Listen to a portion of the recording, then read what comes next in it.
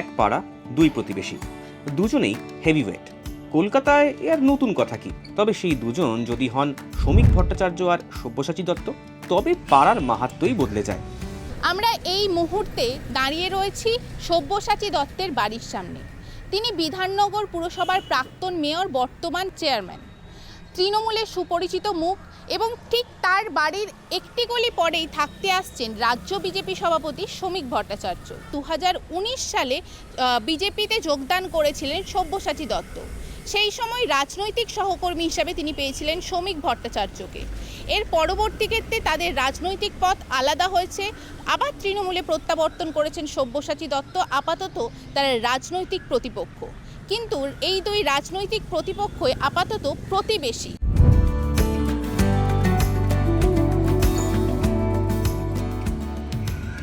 বঙ্গে বিধানসভা নির্বাচনের মুখে আচমকাই ঠিকানা বদল করছেন রাজ্য বিজেপি সভাপতি শ্রমিক ভট্টাচার্য। পিএইচ ব্লকের এই বাড়িতে দীর্ঘ 30 বছরেরও বেশি সময় কাটিয়েছেন তিনি। ভোটের মুখে কেন হঠাৎ আস্তানা বদল করছেন শ্রমিক ভট্টাচার্য, উঠছে প্রশ্ন।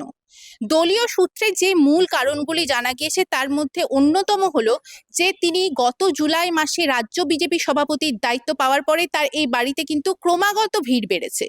দলীয় নেতাকর্মী যারা পুরনো কর্মী রয়েছেন তারা এই বাড়িটি তাদের কাছে খুবই চেনা, এবং সেই জন্য তারা যখন তখন বিভিন্ন প্রয়োজনে তারা এই বাড়িতে আসছেন। একই সঙ্গে দলীয় যারা নেতা রয়েছেন, পাশাপাশি ভিভিআইপি, তাদেরও কিন্তু ভিড় বেড়েছে এই বাড়িতে। সামনের লেনটি পর্যাপ্ত নয় তাদের গাড়ি রাখার জন্য।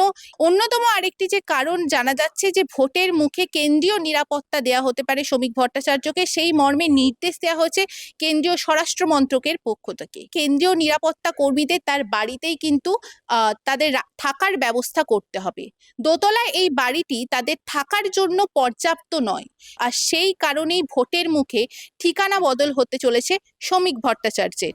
ভোট আসছে, চাপ বাড়ছে, শ্রমিকের বাড়িও তাই বাড়ছে আরে বহরে। তা প্রতিদ্বন্দ্বীর পাড়ায় কোন বাড়িতে এসে উঠেছেন শ্রমিক? কিভাবে সেজে উঠছে তার খাস মহলের অন্দরমহল?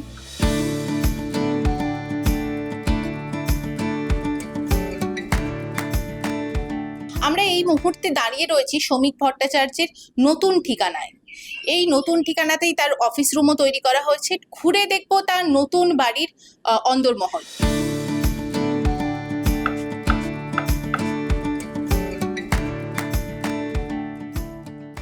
আপাতত এই পুরো বাড়িটি খালি। এই বাড়িটিকে সাজানোর দায়িত্ব দেওয়া হয়েছে শ্রমিক ভট্টাচার্যের দীর্ঘদিনের সঙ্গী হরিপদ সিংহ রায়কে। আমরা তার সাথে কথা বলে নেব। দাদা, আপাতত এই বাড়িটিতে কি কেউ থাকছেন? এখন থাকছে না, আমি ছাড়া এখন আপাতত কেউ থাকছে না। কবে নাগাদ শ্রমিক ভট্টাচার্য এখানে আসতে পারেন? 5-7 দিনের মধ্যে এখানে উনি এসে হাজির হবেন।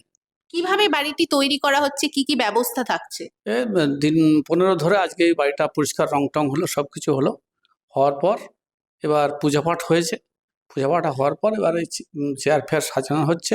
এরপরে 2-4 দিনের মধ্যে মাননীয় শ্রমিকবাবু এখানে এসে বসবেন। কর্মীদের সঙ্গে দেখাশোনা, কথাবার্তা, এই সমস্ত আলোচনার জন্য থাকবেন।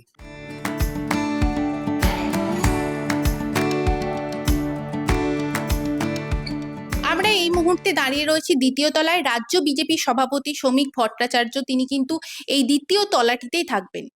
তার কাছে প্রতিদিন বহু মানুষ আসে, দলীয় নেতা কর্মীরা থেকে শুরু করে একাধিক ব্যক্তি তার কাছে আসেন, এবং তারা যাতে তার জন্য অপেক্ষা করতে পারেন সেই জন্য কিন্তু এই জায়গাটি রাখা হয়েছে। এখানে এসে তারা তার জন্য প্রতীক্ষা করতে পারেন, এবং এখানেও বেশ কয়েকটি বেডরুম রয়েছে যেখানে তিনি থাকবেন। এবং তার এই তলাটিতে অন্যতম একটি বিষয় হলো এই মন্দির।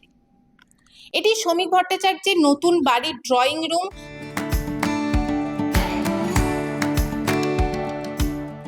এখানে তার বসার জন্য চেয়ার রয়েছে, এবং তার সঙ্গে দেখা করতে আসবেন যারা, সেই অতিথিদের চেয়ারও কিন্তু সুসজ্জিত রয়েছে। তার নিরাপত্তা কর্মীদের থাকার জন্যও কিন্তু ঘরের বন্দোবস্ত করা হয়েছে, যেহেতু তিনি কেন্দ্রীয় নিরাপত্তা পেতে পারেন। এই দুটি ঘর যা আমরা দেখতে পাচ্ছি সেখানেই কিন্তু তার নিরাপত্তা কর্মীরা থাকবেন। এখানে 4টি ঘর আছে, 3টি বড় কামরা এবং একটি ছোট কামরা, এবং নিরাপত্তা কর্মীদের থাকার জন্য, তাদের সুযোগ সুবিধার জন্য সমস্ত ধরনের ব্যবস্থা কিন্তু এখানে করা রয়েছে। আপাতত এই 3তলা বাড়ি শ্রমিকের রাজ্যপাট। এই বাড়ি থেকেই কি তিনি ছোটাতে পারবেন বিজেপির আসল পরিবর্তনের রথ? পথ তো আবার বেঁকেছে তৃণমূলী সব্যসাচীর বাড়ির সামনেই। প্রতিবেশী আর প্রতিদ্বন্দ্বীর এই সহাবস্থানে এখন তাই বেশ কৌতূহল বাংলার রাজনীতিতে। এমনিতে শ্রমিক রাজনৈতিক সৌজন্যেরই পন্থী, বাসা বদলেও কি ভোটের হাওয়ায় মিশিয়ে দিলেন সেই সৌজন্যের ছোঁয়া?